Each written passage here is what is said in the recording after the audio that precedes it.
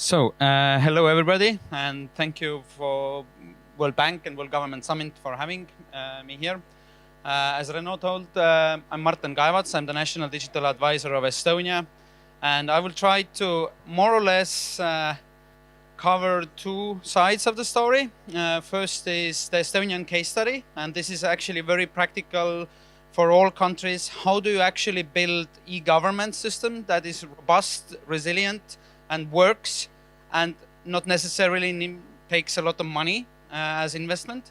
But also I would like to look on the future side. So Estonia is one of the examples of e-governance, and we've been building this for 20 years. So in a way, the tools we have already been using for 20 years have started to affect the way we think. So I think a bit differently, and we can actually deliver value to the citizens and provide governmental services in a very, very different way. But I will try to explain the story, but let's make it a very interactive one. So whenever any one of you has a question, please just shoot in the middle, because I will keep switching topics quite fastly. So if you ask it later, then it's perhaps out of the context or something like that. How many have heard about e-governance in Estonia? Do you know about the actual basics and how it works? Do you have some kind of an understanding of it, just in case? But just to make it more, let's put this one in the center, then it's more interactive. I will try to cover first the basics so that we would all understand in a way a bit where it comes from. And as I understand, there's lots of people working in education also in this group. Then if there is one thing to take home from my talk here today, then digital transformation actually has got very little to do with technology and everything to do with the culture and the mindset. And education is the fundamental part in it. We have to get people used to using these kinds of tools, using them in a smart way, and in a way that they would be able to actually basically kind of sail through the digital world.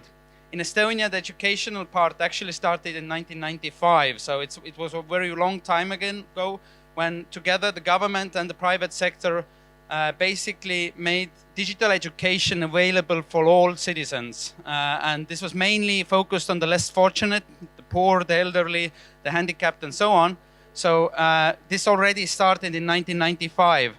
This was very critical because in order to build a digital society that actually works, means that people should actually use those services. For people to use those services, they actually need to know how to use a computer and so on. In 1995, the digital education in Estonia was basically very simple. In 1995, there was only so little you can do with computers. So basically it was browsing internet and using email and using Word and Excel and very simple things like that. But thanks to those programs, we actually now have a society that uses internet on an everyday basis. It doesn't matter whether you're young or old, the usage rates are more or less equal. And actually building an Estonian digital society, the social agenda has always been in the epicenter, meaning that we make this digital society namely for those who don't have, I don't know, money, the possibility, and so on. Government does not necessarily need to worry about digital pioneers. Digital pioneers can handle themselves. We need to worry about those who are left behind. So education, mindset, culture. These are the very basics and fundamental things. And these are the things that at one point are a bit subjective, perhaps. How do you measure the mindset of a society? But this is something that actually we need to build, because I very strongly believe that the only thing governments can actually do is to build society's adaptiveness towards changes. So I, as the National Digital Advisor of Estonia, basically my job is, I'm kind of the in-house visionary for the Estonian government. So I'm responsible for all of the new technologies that are emerging. And my job is to make the framework so that the society and the government would be basically open and ready to adapt those things. But it's about having a kind of an open mindset, and because we know that the rate of technological change is going faster and faster. So in a way, the steam machine that started the exponential growth curve of the population rise, then in 10 years we will have a new steam machine every day.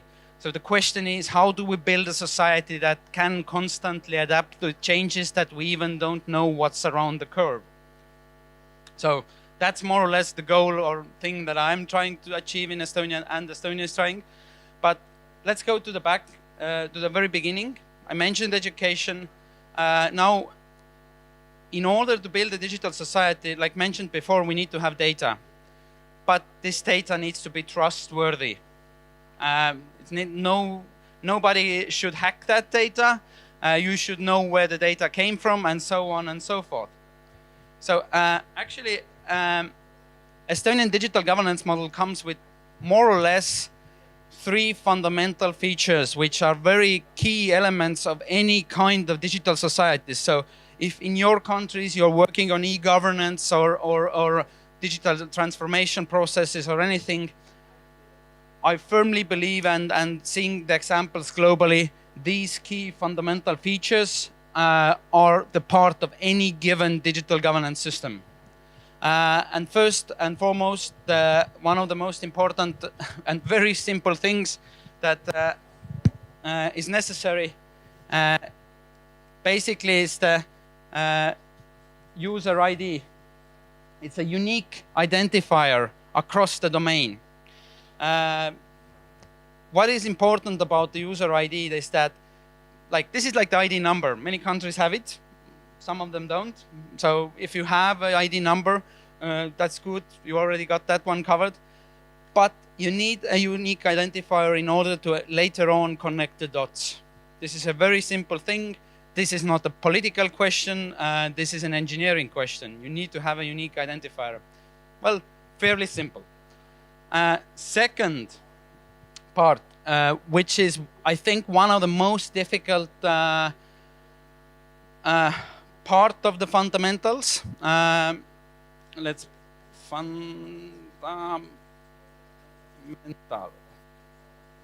Basically, it's EID, or a digital identity. You need to have a digital identity because if you want to move governmental services online or to a database format or on anyhow, you need to be sure as a government and, for example, as a private sector company, that the person communicating with you on the other side of the internet, whom you probably cannot see, is who he or she claims to be. Very simple. You need to be sure of that. In the Estonian case, basically, we launched digital identities in 2001, and very critical component and the legal innovation from the Estonian side was that these digital identities were mandatory.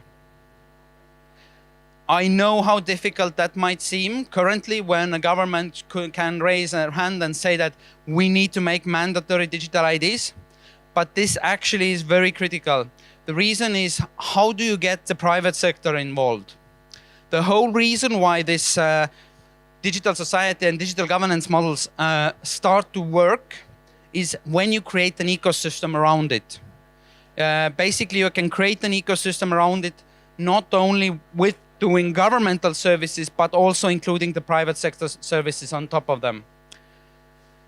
Basically, the example would be Estonians actually copied the digital ID from Finland. So stealing with pride and copying is totally okay. Not everybody has to invent their own bicycle.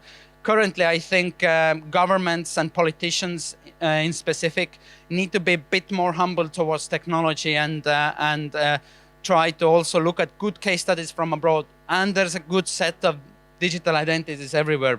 Probably some of your countries also have one. But the comparison with the mandatory and not mandatory digital identity comes basically from Estonia and Finland. We copied the card first from Finland, and Finnish don't have a mandatory digital ID, and the Estonians have. Finnish EID penetration in the society currently is roughly around 15%, I think, and Estonia has more than 98%. Basically, everybody has it. The difference is that now banks and telcos basically in Estonia have the incentive to build their services on top of the digital ID.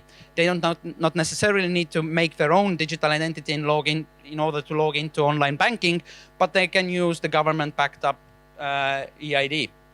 And actually for the banks, it's cheaper because the government pays and maintains the security of that and so forth. But you need the banks and telcos or the private sector involved because person does not do governmental services every day. Usually person does a governmental service once a year, and this is declaring taxes or something like that. If you use the digital ID once a year, then this is not part of your lifestyle. This is something that every year you take out of the drawer, look at the technicalities and so on. You basically have to do it on an everyday basis. If you use it on your banks on an everyday basis, then it becomes part of your lifestyle. So I'd argue that this must be mandatory. Second, very important innovation with the EID is that basically it's not only for authenticating that you are you, but the actual driving force behind e-governance is digital signatures. And these digital signatures are legally binding. They are equal to the paper signature. So I don't know, you mostly, I'm guessing, come from paper-based bureaucracies. In Estonia, the culture has evolved so that, sorry, I don't trust the paper-based signature. This is absurd.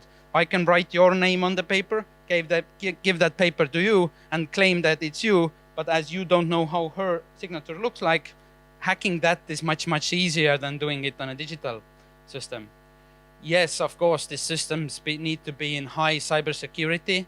These need the encryption certificates and things like that need to be on high level, and you need to have competencies to maintain it. But if you don't have legally binding digital signatures, you cannot make fundamental change happen.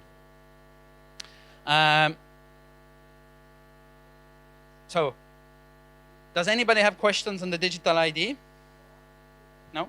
So on the user side, actually it's very easy. On the user side, we used to have one EID card, like a card thing with a chip.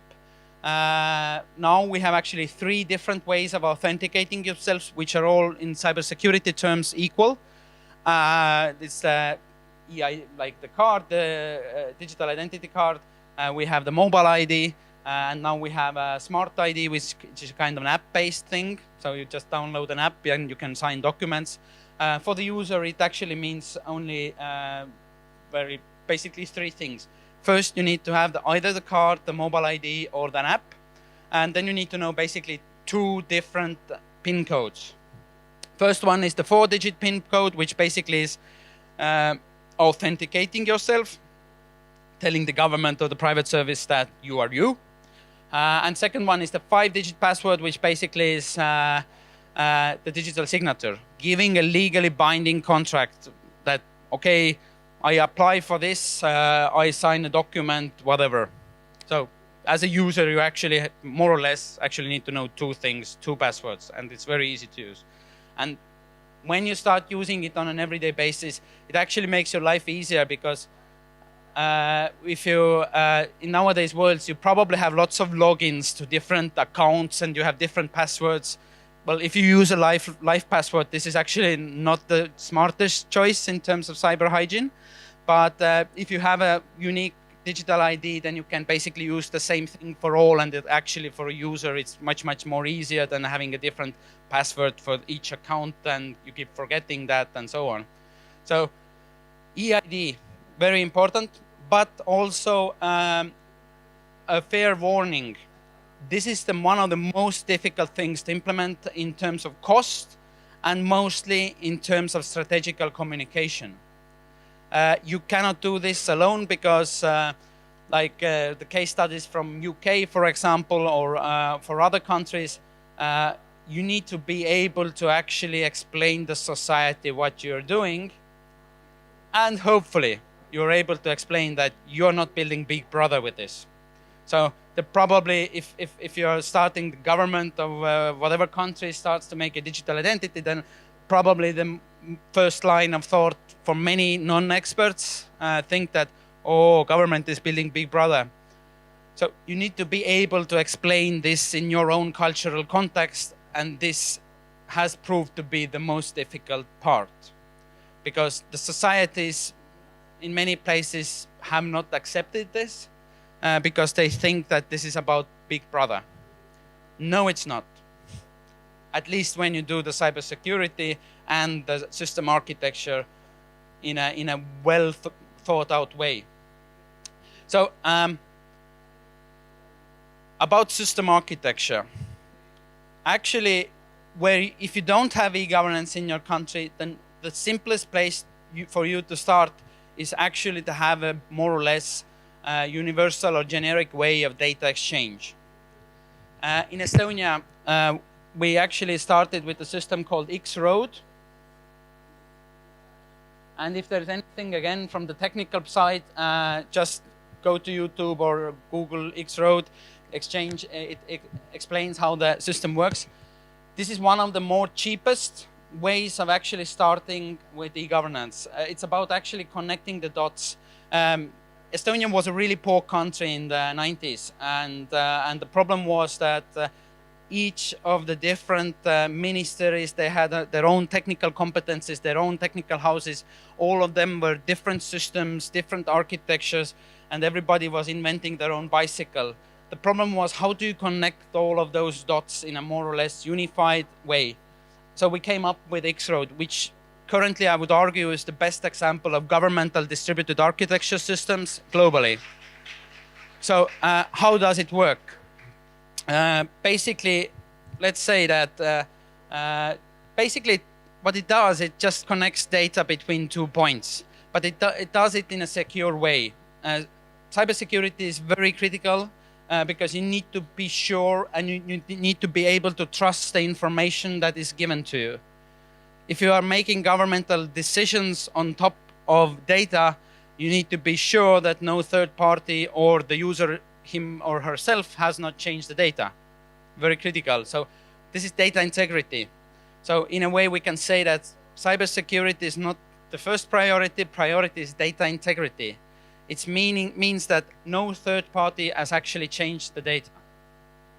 So X-Road exchanges data between different nodes, and currently the X-Road system consists in Estonia roughly around 651 different nodes, which are all public institutions, government institutions, municipal, and also private sector companies. So it's an ecosystem.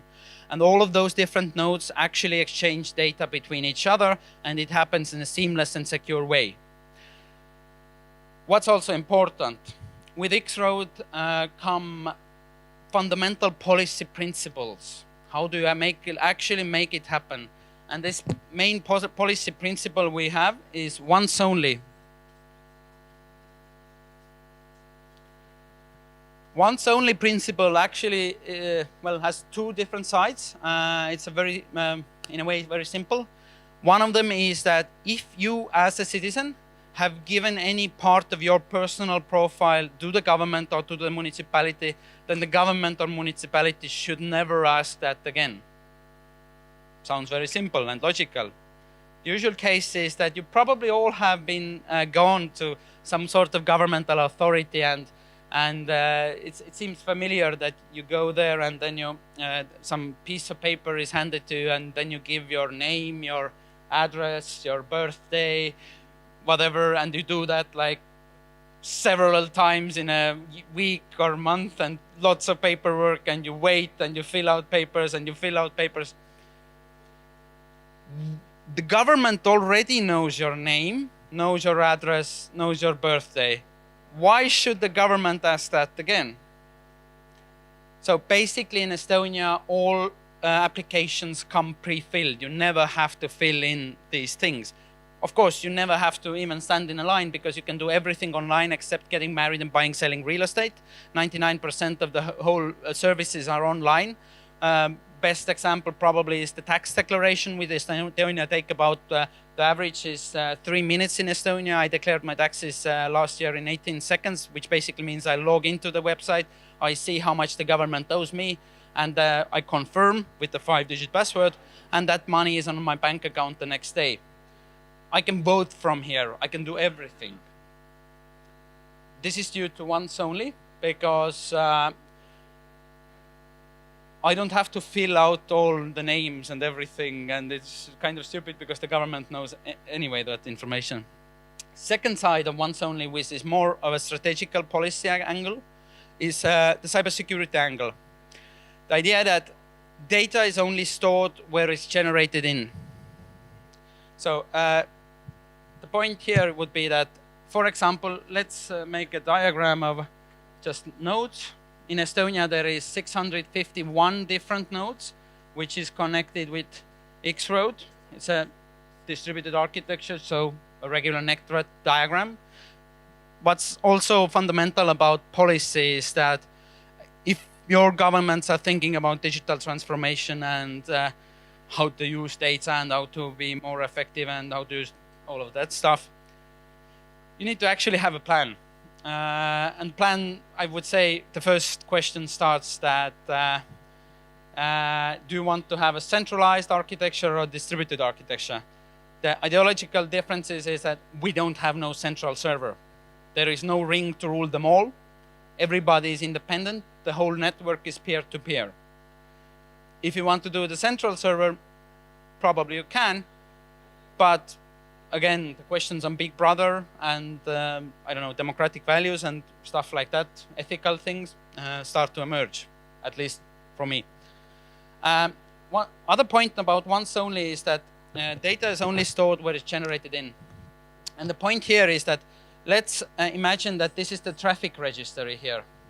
The traffic registry knows actually only two things about me, which is basically that I have a B category driver's license and I own this kind of a car. The traffic registry does not know my name, my birthday, my address, my health, everything, anything. It knows only two things. So from an administrative point of view, actually the distributed architecture system makes also the responsibilities of different stakeholders very clear, because traffic registry needs to be responsible only for these two pieces of information, and those two pieces of information need to be adequate. So when I log into the traffic registry and, for example, want to apply for a new driver's license or renew it, then actually the whole system is based on inquiries.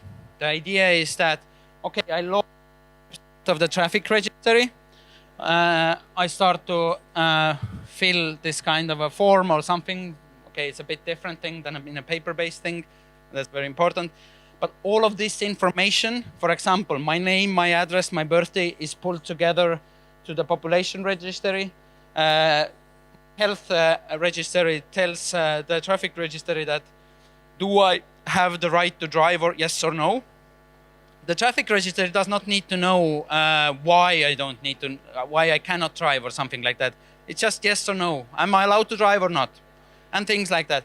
So all of this information is pulled together in real time based on your consent.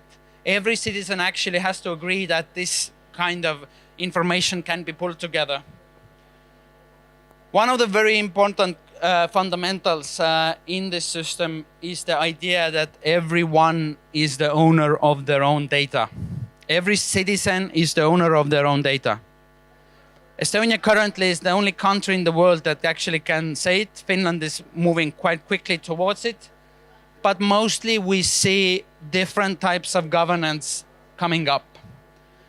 When we look about more to the future, looking at artificial intelligence and lots of things like that, then I have this feeling that, well, China is definitely building Big Brother, centralized, control-based surveillance state. I would argue also that the US is building a corporate data model, meaning that Facebook, Google's, and they have the data. Government not necessarily has the data. But, well, in both of those models, well, citizen actually does not have not too much control. Maybe just the case of not using a service in the US case. But I think what we are trying to push here with this distributed architecture systems is a third type of a model, which is that every citizen is the owner of their own data and they are also in control of their data. So how much time do I have? 30 minutes, 30. Actually 35. And we can tell people that they have the opportunity to go grab some coffee, come back, but we're not doing a formal break. Yeah. We just can give you that chance to do that, because there's quite a bit of noise when the other sessions are moving. What we will do is that once you've done speaking about the basis for the Estonian model, the user ID, the EID, the X-Road, and all those foundational Lego bricks, building blocks that allow a data-driven government to operate. We can take some questions on that, and then we can move to the future of government. Basically, that was what I was currently thinking, that if you have anything on the fundamentals, please do ask. Let's have a discussion, and I can try to explain. Just a quick X-Road implementation is more or less cheap. EID is difficult because you need to explain all of the citizens. The users need to get used to it. This is a cultural-based thing. So these are the fundamentals. And this once-only policy is very critical. But again, this is just a policy measure. So it's more easier because it does not involve all the citizens, actually, in terms of implementation. So if any questions, yeah. Thank you very much for taking. Up. Yes, it's on. Taking us through the history of the digital transformation in Estonia. My question was, when you did something like X-Road, and this is coming from the SAM1 perspective, where we're trying to develop our own digital ID. I was wondering, what was Estonia's experience when they were trying to bring together different? You mentioned that there were 651 nodes. I take it that those are different ministries, different agencies of government, and so on and so forth. Who was responsible for the cost to each one of those nodes of having their own unique systems, like the traffic system that you mentioned, to be able to incorporate the unique ID that this central sort of X-Road system would? Was that a costly exercise, and how was that done in order to either force these people or to have some kind of government policy to mandate it? So trying to answer, basically X-Road was made mandatory for all government agencies. So it was a push from the government side, top-down approach. But all of the different agencies, ministries, and their own digital competence places basically made it themselves. What the X-Road actually does, it gives you a set of standards. It's a data exchange layer. It gives you a protocol how to exchange data. That's it. The rest of the systems, how, for example, the traffic registry works, this is always done in also a distributed architecture way, meaning that those own authorities make it how they want it, in a way. In terms of cost, there was already a set of registries and systems available at the time. So I think the cost of connecting the dots is actually not too big if you see the benefits, what come out of it, because what you just need to do is install a security server and just connect the data lines. So it's roughly, you can set up X-Road basically in 1.5 days. It's open source. You can download it from GitHub, and the different teachings how to plug in. The technical ones also are also available online, like for free. So I don't think that it is too costly necessarily. Rather, it's question of cultural change. It's a point, like in the Estonian case, why this question I think is important also. Yes, we made it mandatory. So that was, again, a critical momentum that otherwise all government authorities would have started thinking that, oh, we make our own system. If everybody makes their own system in terms of data exchange, you don't get an ecosystem. You get something very dispersed. So I think this critical decision was making it mandatory at the time. How did you get older people behind it? I mean, in a sense that, this is something that is completely new, and they did it in a completely different way before. So even if it was mandatory, how did older people react to this, and how did you basically educate them? Are they using that, or they are still trying to do things the old way, going to banks and collect their pensions and so on? So first, in the beginning, I mentioned education. So this education mainly was focused on the elderly and for the poor. So that helped quite a lot. In terms of service delivery, everything that can be done online can be done offline as well. So if anybody doesn't like or wants to go, what they do is they go to a municipality or government authority, and then this civil servant basically is the interface for the digital. So for the citizen, actually, you don't have to change anything if necessary. But what is, I think, the biggest success story in that case is that if we look at internet voting results, then we have had internet voting since 2005.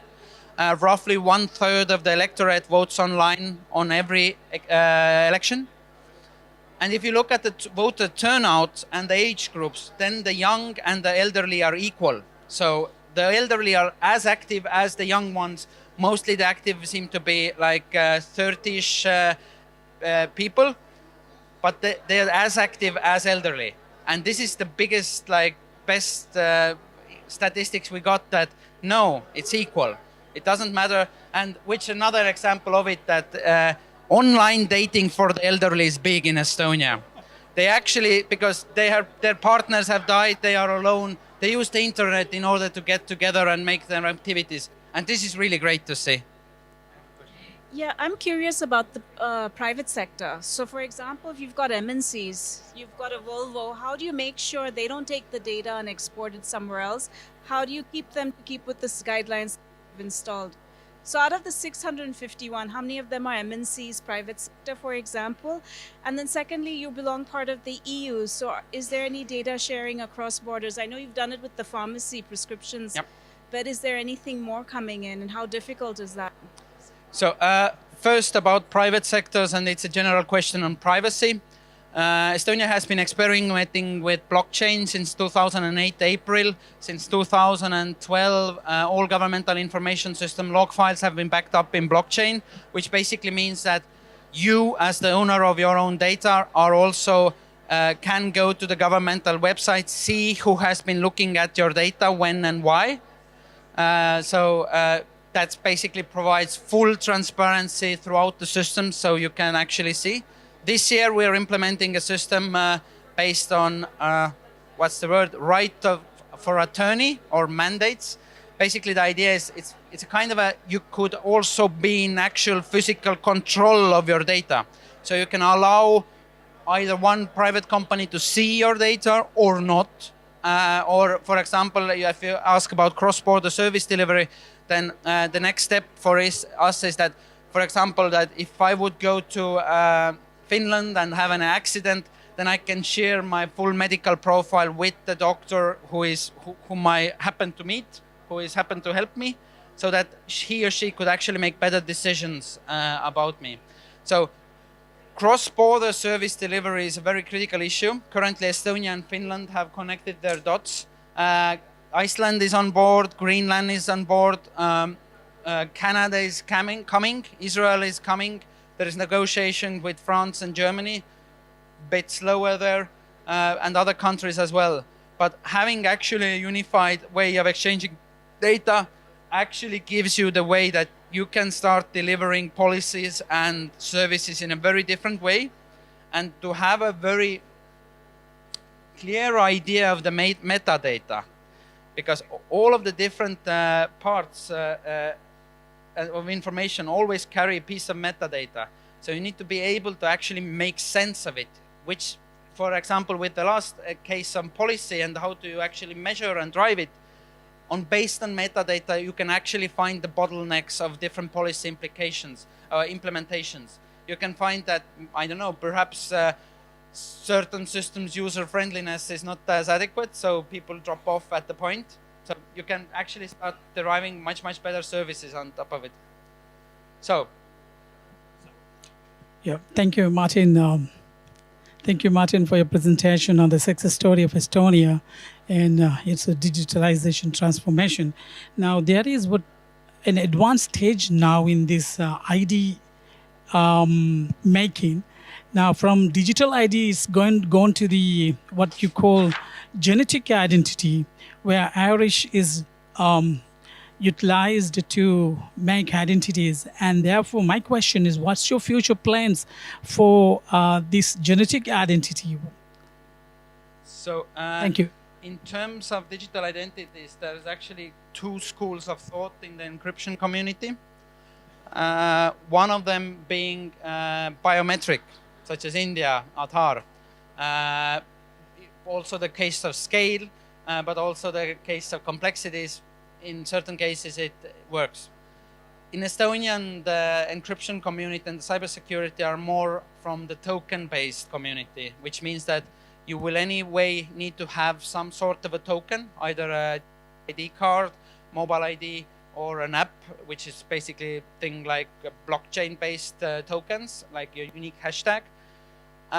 So I think it will be a mixture of both. So that you can receive a higher security standard and level as it depends on the more factors you have included in the system, the bigger the security chance and the basically mitigating the possible hack thing. So I think it will be a mixture of both. The difficult part is getting the users actually used to using it. And this is something that in countries who are just starting, sorry, this takes 15 years. Jacinto, I think you had a question as well. Yes? Yeah. Yeah, it's working. It's on. Okay. Two questions. We are trying similar exercises at the smaller scales in Mozambique, but we Well, Estonia is 1.3 million. What's the small scale? For oh, nearly 30. exactly. So we are much smaller. Yeah, exactly. And so my point relating to the previous session we had about police and us, I just wanted to hear from you if you have done some sort of cost benefits analysis to understand, because I presume this exercise is got cost to run, to manage, replace, update. Do you have any data or information you can share with us in terms of benefits relating to costs?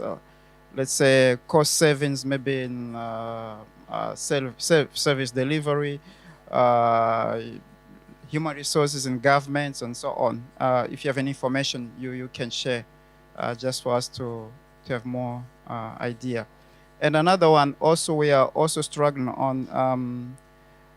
Just wanted to hear what kind of solutions did Estonia choose in terms of implementation? Was it purely private, public-private partnerships to implement some of these solutions, or fully government-owned all these IT solutions, and how are they managed, and so on? Maybe you can. So first, trying to answer the second question, basically in Estonia, the core technology of government is kept within government, but it's made with the help of private sector. So for example, the EID and the X-Road, this is maintained within the public sector, but actually the guys who make it are private companies and they're procured. So it's an ecosystem thing. In terms of benefit, it's actually quite difficult to assess all of the benefits because it's a very distributed architecture, which means assessing all of the different costs. But some of the numbers basically are here. Last year, X-Road saved us about 1,407 years of work time. If a civil servant would work constantly for 1,407 years within 1 year, without resting, without having a cigarette, without having weekends or holidays or things like that, or sleeping, then that's quite a lot for a country of 1.3 million people. So for 30, you can basically multiply that with, I don't know, 25 or something like that. That's pretty significant. Secondly, in terms of service delivery, rough estimate is we save annually about 1.4 billion from government basically cost. But again, this is an assessment. And ID cards and digital signatures, the assessment is we save roughly about 2% of our GDP just due to digital signatures. currently we have the most efficient public sector per capita globally because of this. Okay, the analytics methodology can be probably argued, but still, this is one of the examples. So some of the numbers about this current system. So, Martin, so let me jump on there, Yes. because I think this whole issue of costs, and it's kind of weird to hear yourself talking in the headset, isn't it? So this whole issue of cost and cost benefits also relates to another issue that we see clients struggling with around the world, which is the following. All of this innovation, this digital transformation, this new way of operating within government does not start in a vacuum. Il y avait quelque chose qui était là à la base. There was something there. Ministries of Interior, of Defense, of Education, Health, they're all spending money already on IT, a lot of money. They have IT engineers, they have servers, applications that they're running, and you need to transition from the legacy mode of operating to a new one, where you have much more shared infrastructure and services, right? Which means that you need to put some costs together. Some of the costs, instead of being borne by the budget of the Ministry of Interior or Education or Health or Defense, is going to be centralized. So how did you make that transition from one model to the next? And how did you force the IT governance to change so that large investments in IT could not be made without some consideration of the business case for the whole of government, which typically would not be done by each individual ministry, department, and agency? They all look at their own applications and needs. They don't look at how all of it comes together. Is it interoperable? Is it going to be used by others? Are we going to save money overall for the government? So how did you tackle that aspect? So basically, why I explain you the basics here. The first set, this is important because what I've been doing, I've been traveling the world for 3 years. I've been seeing what other governments are doing, even the advanced one. The thing is that all of the governments usually work on something that I would call gadgetry. It's concrete service delivery. This is very important. This is the only place where you actually deliver the value to the citizen. But most countries lack any sort of a plan. They do bits and pieces there. They do something there, they do something there, but nothing unites the whole ecosystem. So first you need to have, if you want to make a coherent plan, you need to have some sort of things around the idea of that. They don't have to be exactly the same. It can be different. In terms of governance and administration, as I mentioned also to the question before, we first had actually a very top-down approach. The first two pushes up until basically 2001, it was top-down, which basically meant that government office with the Prime Minister, the place where I work now, that was the body of leadership.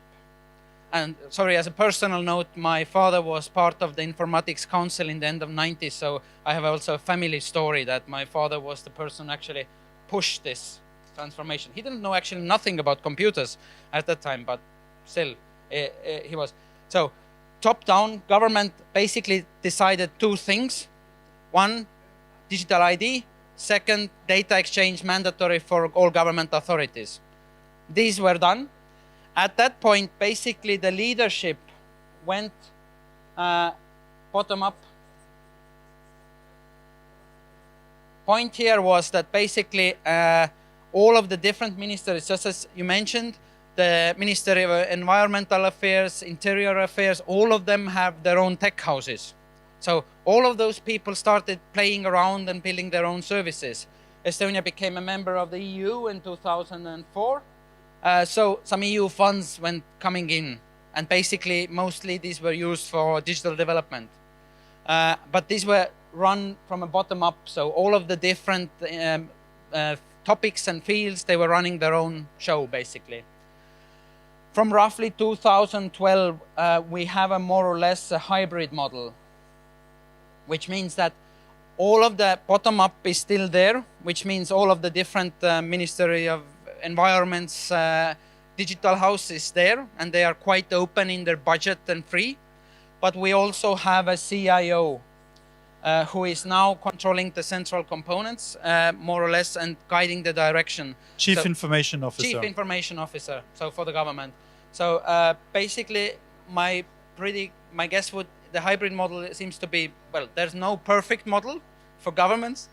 The cultural conditions are everywhere different. But for me, actually, this period was very important, because then everybody learned how to solve the problems. But also, currently, this model of hybrid seems to be working out fine. That's a very interesting journey that you're describing, from top down to bottom up to hybrid. And I think it reflects quite well where a lot of the countries in this room are at. I mean, if we're talking about Lebanon now, so we're trying to start here, right? To get to this top down. But again, I tell you that there were two very simple decisions, but the leadership came from there. But the question is, what are the simple rules, or what do you do? But it can be done. Yeah. And I know, in Morocco, it's a similar situation where we're trying to get to a whole of government approach from individual ministries doing their own thing, and it's a process to make it happen. Yeah. But I mean, you're giving room for individual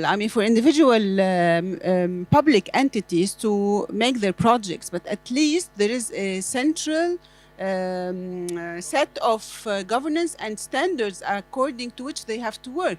Yes. You cannot allow everyone to have different standards, or else we will not be able to have this horizontal relationship. Yes. So that's exactly the key: is setting the rules of the game first, right? In terms of the data standards, the interoperability, the authentication, the ID. So these building blocks need to be agreed and go across government. Yep.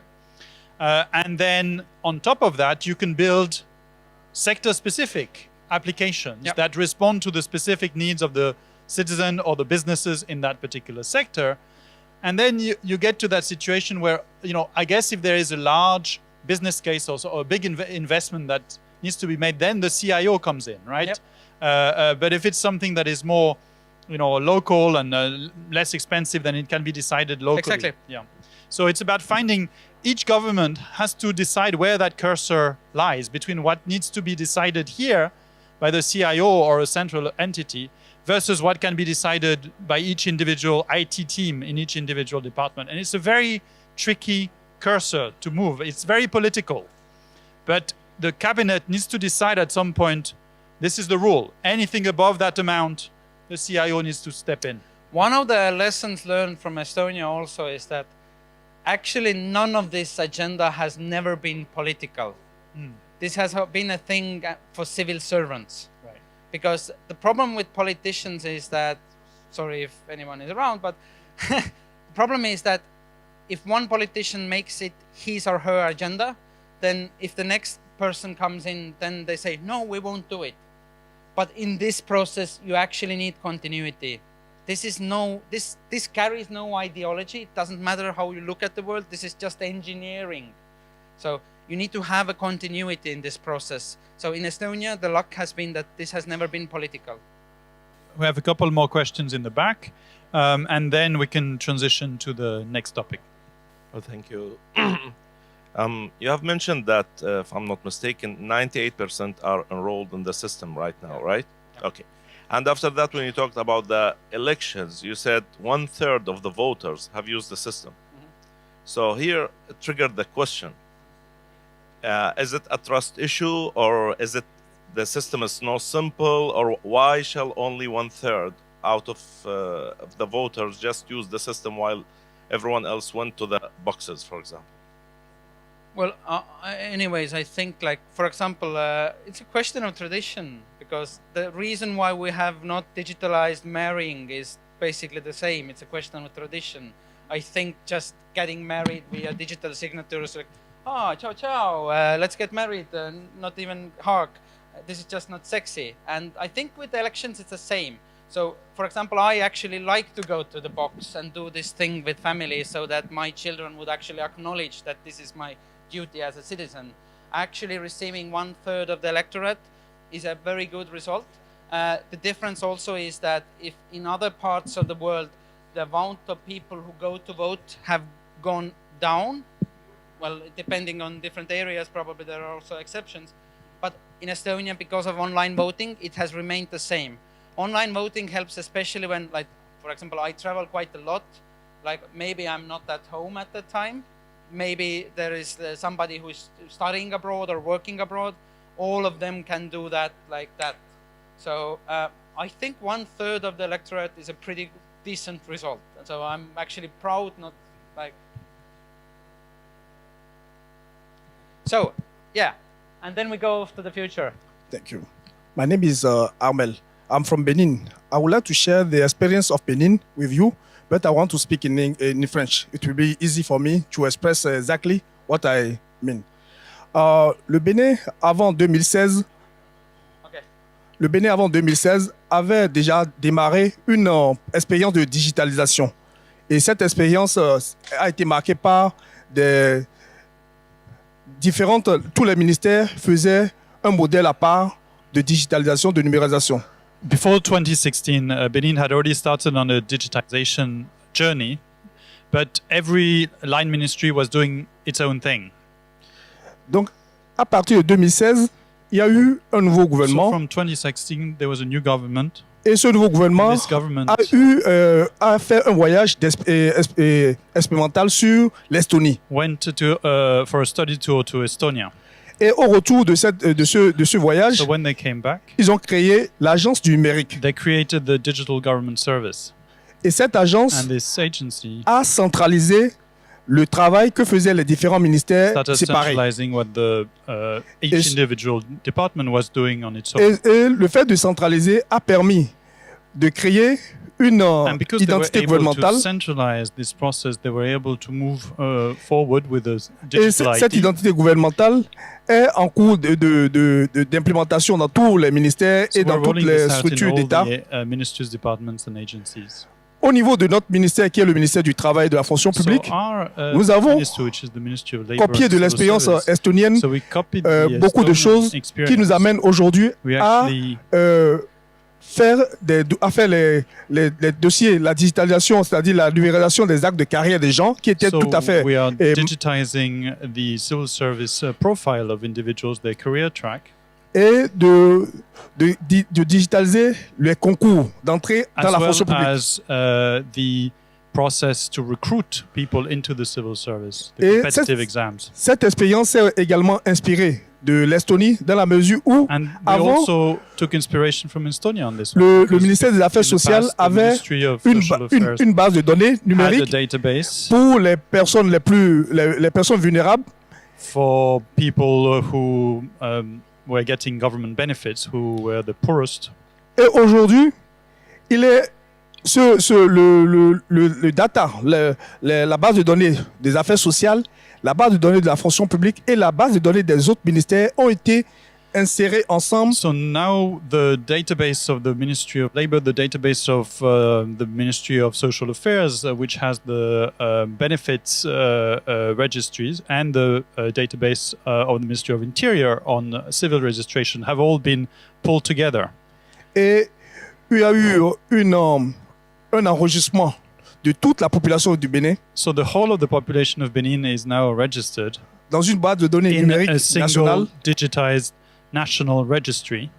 Et à partir de l'année prochaine, and from next year, ou même de cette année vers la fin de cette année, chaque Béninois, chaque citoyen béninois aura une carte digitale qui va lui permettre, en fonction du service qu'il aura besoin de l'administration publique, d'utiliser cette carte et son numéro numérique pour faire toutes sortes de processus. En août dernier, le gouvernement, l'Assemblée nationale du Bénin, le Parlement béninois a voté une loi sur le numérique. Donc, un grand pas a été fait entre 2016 et aujourd'hui. So between 2016 and today, we've really come a very long way. Et je peux dire And I can que say la that coopération entre le really Bénin the et l'Estonie cooperation between a été Benin and renforcée Estonia par la was visite strengthened by de la the présidente de l'Estonie study en tour décembre that we dernier did. au Bénin. Et cela renforce davantage notre vision de passer And à une the étape visit of supérieure, the la vision du chef d'État du Bénin de passer à une étape supérieure en matière de So that's really numérisation. part of Merci. the vision of the head of state in terms of digital transformation for Benin. I don't know. I just have thank you and good luck, and we are here to help further. So I can help with other stuff. So, but let's talk about the future as well. Hopefully, just small question. Okay. Oh, hi. My name is Amina Sambo. I'm from Nigeria. Ciao. Yeah, hi. So I know a particular state in Nigeria, Kaduna State, has visited Estonia and is trying to do work with Estonia. I was actually even given a job to come and head that project. So my question is similar to the story he narrated, where they went to Estonia and they're now. You're right. This is not interesting. Where they got support from Estonia in trying to build their digital economy and all that. So my question is, what steps or what steps are the Estonian government taking to open up their experiences to the general world? Because everybody is looking at Estonia. Estonia has done a good, has made a good step in terms of that. If I'm not coming to Estonia, how can I leverage on the experience of Estonia? What is the plan from 295? You know, how are you measuring success? How are you, expanding what you're doing? So basically, on the governmental level, just a practical problem that Estonia, faces is that there's 1.3 million of us. It's a very small country. The amount of experts who actually work in this domain is a limited number of people.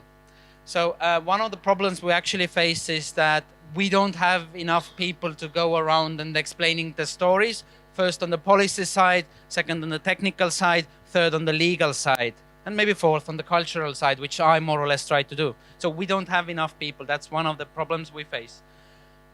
How we are about to kind of engage that problem is, I would say, two things.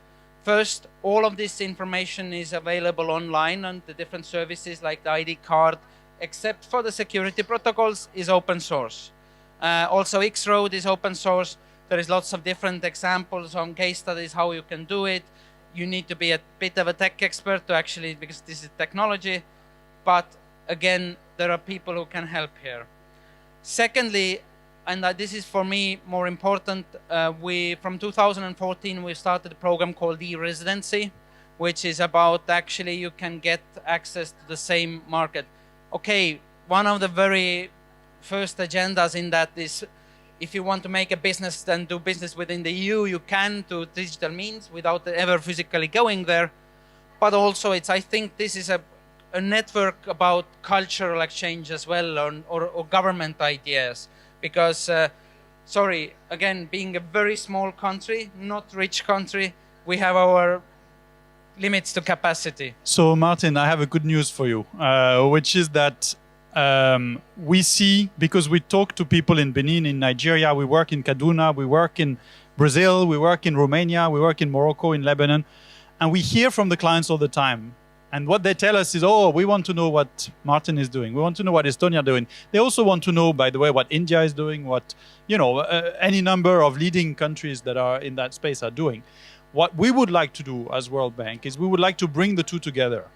We would like to take the knowledge and experience of the journey of Estonia, but of the journey of India, of the journey of Singapore, of the etc. Right? All of these countries that have individual journeys of digital transformations.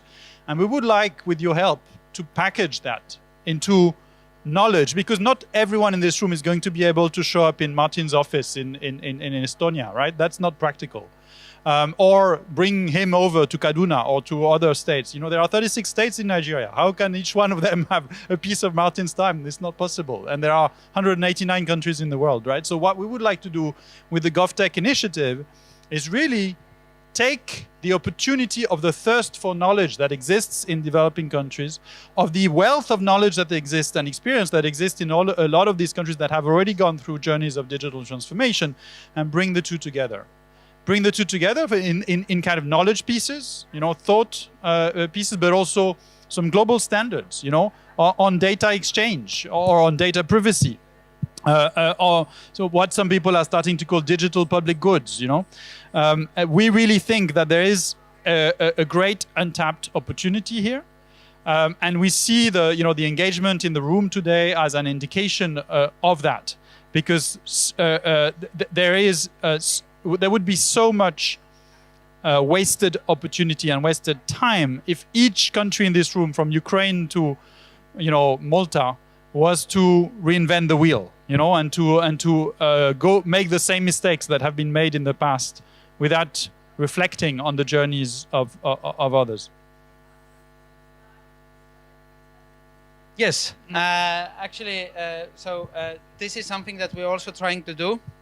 So I don't know if I will follow a bit on the future of Estonia, and then I will also explain. But actually, the idea that you were just describing, this is also, we really also get it. Having been a poor country without resources, limited amount of everything, then our trick was that we were so poor that we couldn't buy the technology off the shelf from companies. We didn't have the money. So we decided to build it ourselves. And it seemed to be working much better than the off-the-shelf product. Sometimes having the money is the problem. Exactly. But trick also here was that actually the Soviet Union opened the Cybernetics Institute in 1960, which was the first cybernetics institute in the Soviet Union. So those guys were basically making software for space technology in the Soviet Union, like satellites and rockets and stuff like that. But if you look at space technology, this must be very robust, resilient, and this must work in every occasion. So distributed architecture systems was a no-brainer for any complex system analyst. So basically, those guys lost their job, and in 1991 they started working on e-governance. So that's actually we had the skill set. That's the trick. We had the experts and the engineers behind that, explaining to politicians all of these questions, making the laws as well. So experts were running the show, not politicians. So let's pivot to the future now, Martin. So, Experts are running, not the politicians. yes. Coming from an ex-minister, right? Yes. So what we see that we are thriving towards, a bit mentioned that for us, looking at the world in a ethical way is important, with the idea that everyone is the owner of their own data and I am actually in control in my data. I don't want to give Big Brother everything, and I don't want to have citizen score and things like that. So not for me. So we build our own model. What we are moving towards is a conceptual form of invisible government. This is the idea where all services are delivered to the citizen automated and proactive way. And as an example is that, for example, this spring when a new Estonian is born, both of the parents will receive an email or a message. Congratulations for the boy or the girl. You will now get this much money from the municipality, this much money from the government. Don't worry about kindergarten. Everything has been taken care of. If you want to change anything, click here. And if you want to put the name to the child, click here, or you can wait for 3 months as well. The main idea and concept behind invisible government is that if you're entitled of getting anything from the government, you get it automatically without applying. Very simple. You can do that when the data you use is trustworthy. You can automatize loads of processes via secure data and via, for example, artificial intelligence. Because, sorry, civil servant's job mostly is linear. It's if, then. It's nothing that complex. Okay, in higher level, yes, it is. I understand. But in lower level, it's very simple. So, as an example, the birth case will be automated this year. Another set of examples will be automated throughout the years. I, as an optimist, I'm guessing that we will have more or less the conceptual state of invisible government more or less in 5-6 years. Can you explain the birth case, Martin, a little bit? Basically, the idea is that currently a number of, actually 7 services are related to this birth case. Maternity leave, municipal support, and all those things. But if you have the data, then you can basically automatize it. For example, how much time do I have? Okay, okay, I make a bit longer story. So this is my profile in Estonia. I can go onto the governmental website and see, and this data is not never held in one location. This is held in those 651 nodes across the domain. So this is something that I see. All of my data, I can log in, I see who has been looking at my data and why. Very simple. This is now like this. So if we take the birth case, like this means maternity leave, this means municipal support, kindergarten, putting a name, some health check, whatever, a bunch of services. The way usually governments try to automatize this kind of services is something in a diagram way like this. You take the services. I heard you were listening to user-centric design as well today. So the user-centric design point of view is you take services, you streamline the process, and then you automate it. The problem with bureaucracy as such is that these services all come from very different backgrounds. They come from municipal, they come from governmental, and all of those different layers have their own set of rules. There is a number of different laws that apply. So actually making this very easy user-centric process from a design perspective takes, well, in the Estonian case, 5 years, because it's really slow because you need to change all of the regulations and laws. This is boring as hell. So thou shalt not do it. So what we are now doing is we are taking the same, these are but what we are building is a personalized artificial intelligence assistant to all of the citizens. In a way, what it means is a personal bureaucrat for all. So that all citizens would have an assistant to help all of the bureaucratic, sorry for the use of words, but it's also accurate, bullshit done, automated. So what we do is we build a bot, which we call Gret here. And this is kind of like your assistant. So, for example, how this assistant works from a technical point of view is that, for example, with the case of birth, what it means that your unique user number or the EID number, another ID number is connected to it. This means you got a son or daughter, very simple. So what this means that then this artificial intelligence bot will basically have it can be a very simple program as well, nothing very complex. It gets a trigger. Hey, there's another ID number connected. Ergo, you got the son or daughter. Ergo, I will push a hashtag birth to this space. And this is a space of, it's called domain-driven design, or in a very simple way, it's called dumb message space, which means this is a space where you can only push and pull hashtags. A very simple one. Everybody can, every program, project, everybody in the ecosystem can push their own hashtags. And there's a register of unique hashtags. So now, in case to automatize it, there is actually lots of different apps around this pot. Can you give an example of types of apps? What would be an example of that? So the example would be actually exactly the same as here. Right. 1, 2, 3, 4. Okay, this is all 3, 5, which means 1, maternity leave. So this particular microservice has actually one assignment to deal with maternity leaves. In Estonia, we can have a maternity leave from September for 3 years, world's longest. This particular microservice deals with only with that. This is municipality support. This is kindergarten places. This is putting a name. This is, I don't know. Health checks. Or some health vaccination check. or whatever. Yes. These can be whatever.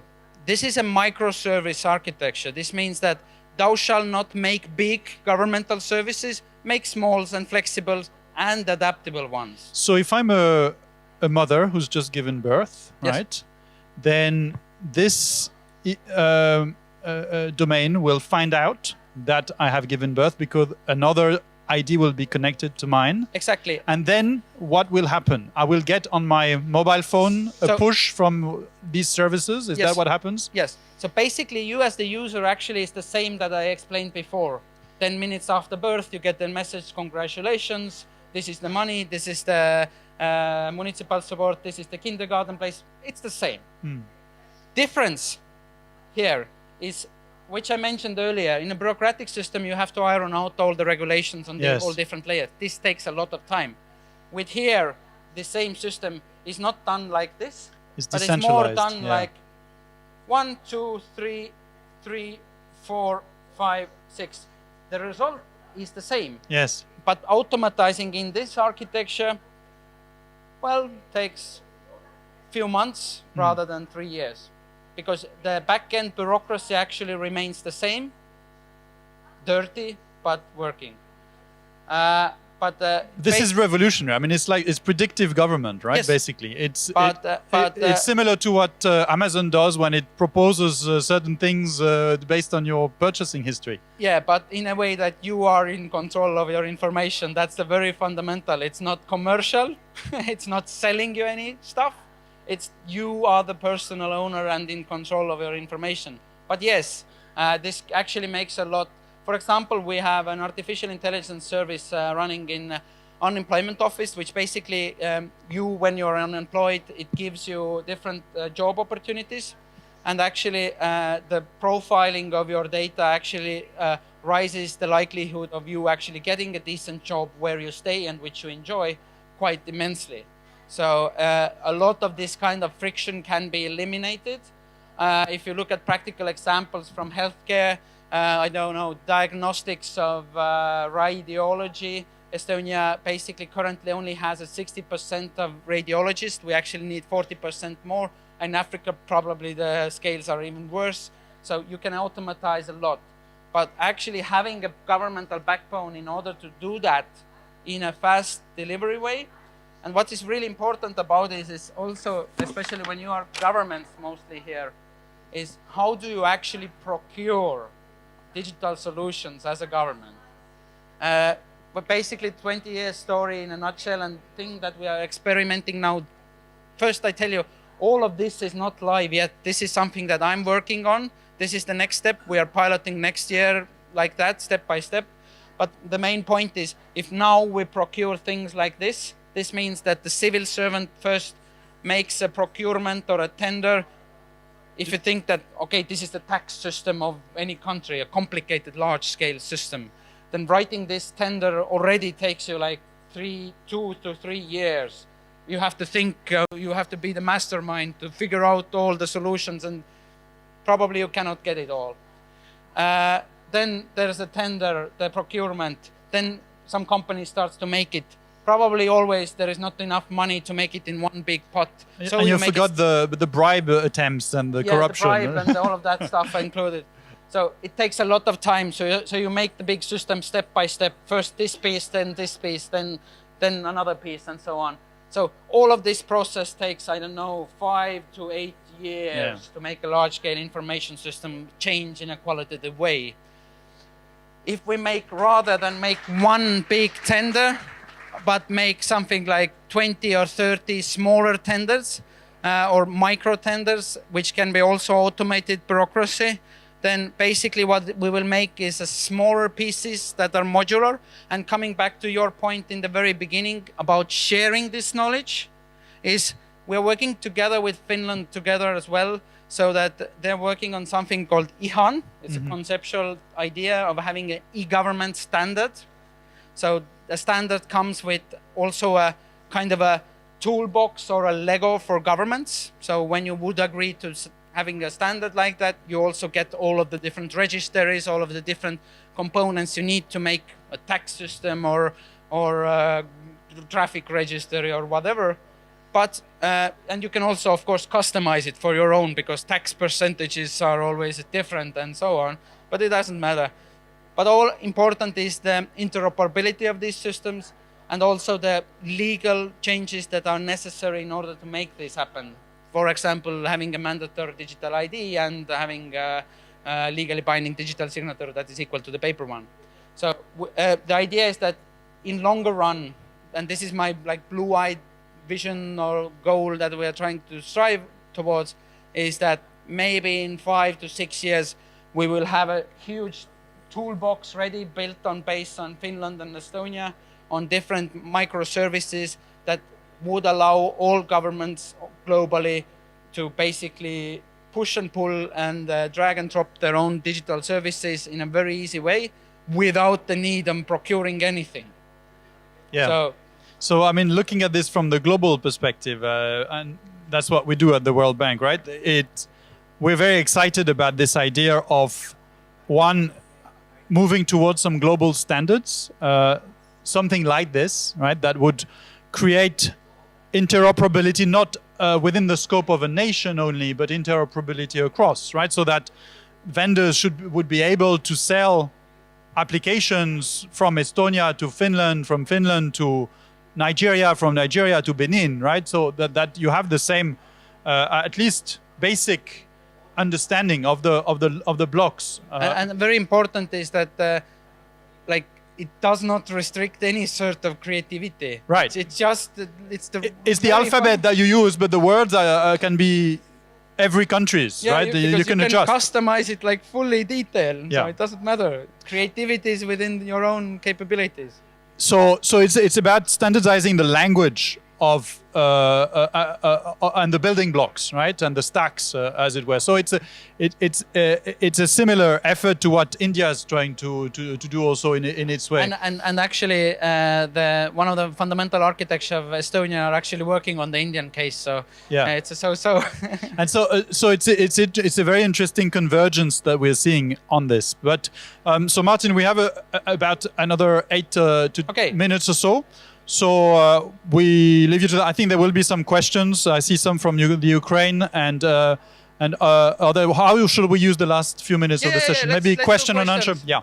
So over to you. Thank you very much. Very bright presentation. I would like to ask you a question. You have a lot of different data because you have a lot of electronic services. And do you have some kind of AI helping the central government, for example, the Prime Minister office, to make decisions? You know, because to analyze all those data and to make right decision, to cut expenditures or to increase expenditures or to build a road or I don't know, whatever. So currently no is the answer, but we are very strongly focusing on that. Currently we have 12 artificial intelligence services live in Estonia. For example, pattern recognition in animal, exceptions in the X-Road. So, in decision making, this is, I think, the next fundamental step and one of the first to actually get implemented. What we are doing is we are pulling together all data analytic competences into the Estonian Statistics Office, which basically means we will have a data mining capability on large scale within government. And that goal is to actually do something that you mentioned, that have kind of in the Prime Minister's office, we would actually have real-time data to make better decision making. What that also means is that although we can make the data happen, that's fairly doable. We have the competencies, the different prognosis models are growing, and the ethical part as well. Then the problem still is that how do the politicians actually listen to the data? Yes. So again, it's a cultural issue. So this year, we are actually doing a pilot. We have elections actually coming up in the beginning of March, just a few weeks ago in the future.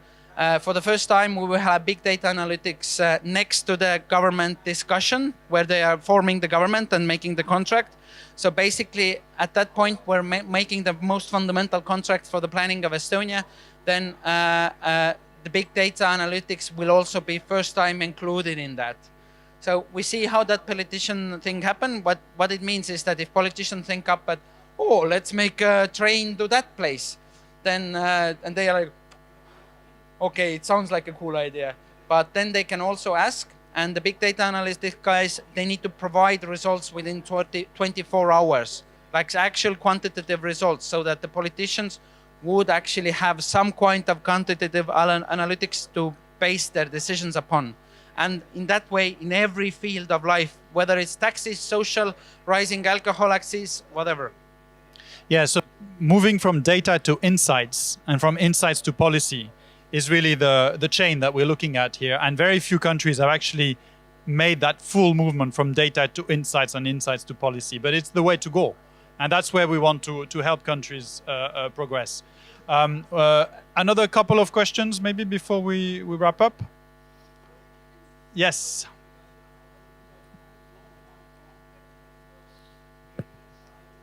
Thank you, Matt. It's on? Thank you, Martins, for that very enlightened presentation. Mine goes to, I think, one of the very big, can I say, hurdles that such long-term projects will encounter, usually, especially as you've rightfully mentioned, from the political side. I just want to know how such long-term, very well sought out, technically sought out projects, which, as I think I saw from your timeline, I think you mentioned from 1995 all the way to 2019. 2001 was 2001. I mean, this is, yes, but this is a long time. Yeah. Over which you will find that governments are changing. You have opposition coming in and so on and so forth. How do you reconcile some of these properly sought out projects on one hand, and then the political side, which may not necessarily be in congruence with such projects? So basically, this is a very valid point. I think this is the most strategical thing, that this is not, in the Estonian case, it was not over politicized. But on the looking at the back timeline, first, it's a big coincidence that it all happened. So there were some people who were thinking about still it's a coincidence. For the politicians, basically up to about 2014, the main incentive and the main reason why we do this is very simple. We come from a country of 1.3 million people with a taxpayers pool of 618,000 people. Having actually a country from feasibility standards with 618,000 taxpayers is not feasible. Having a country, I mean, basically we have our educational system, healthcare, we have our own army, we have our own language which we need to support from the government side, otherwise our cultural identity will die. So basically the incentive was quantitative, make stuff cheap. So this is something that works on any politician. We make it cheap. But this also means that in Estonia, the cultural norm is that sacking civil servants is okay. This is normal. Like having civil servants like in Germany who have lifetime employment, not efficient. So actually you need to change the perception of civil service, which is not about guardians or gatekeepers of information, rather you're empowerers and enablers of citizens and businesses. So cheap was the main incentive. But now what's interesting is if you have a process and been using those tools already for 15 years, then the tools you use affect the way you think. So now it's not only just cheap also, because I'm guessing with artificial intelligence and with the proactive services I was a bit mentioning, we can be like way more efficient than we are now. But basically from 2014 roughly, the qualitative side has become the main driver, meaning how do you actually deliver value to the citizen, the user-centric design, the ease of use, things like that. For example, we had a very nice leader of the Estonian tax office whose main mission and goal, which he preached globally and currently actually is working in Oman, just here, is that, hey, the tax office's goal is not to collect taxes. The tax office's goal is to help citizens and businesses. So that's a very different approach to government work. And this is something that is very difficult to achieve in the whole spectrum of governance. That you are here to help rather than be a guardian of certain information. And that's the cultural change which I tried to explain, which is difficult to achieve. Well, with that, Martin, I think we can leave it at that. And let me put our hands together for Martin. I think that was a very engaging session.